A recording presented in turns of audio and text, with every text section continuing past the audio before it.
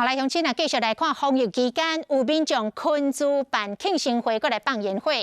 宜兰的东山乡有民众甲规栋的民宿包落来办庆生会，民宿的头家有甲因苦劝哦，讲唔通来放烟火，但是因也是请专业的人员到场，2昨暝9点外来放烟火。 这亲戚本来来这放烟火，10几个来这按就唔对啊。10个该做变亲戚啊，对不？我们时间也控制在不会造成噪音的时间。那我就说，我没有在拿捏啊，在这敏感的时间啊，造成观感不好，就真的比较抱歉啊。讲是为着要帮女朋友来做生日，开20万，请人来放烟火，搁伫门口来扭炮。